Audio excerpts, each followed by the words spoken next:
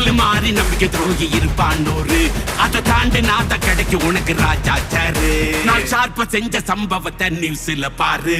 என் ஆப்பனண்டா நிக்கிறவன் ஓரம் உட்காரு.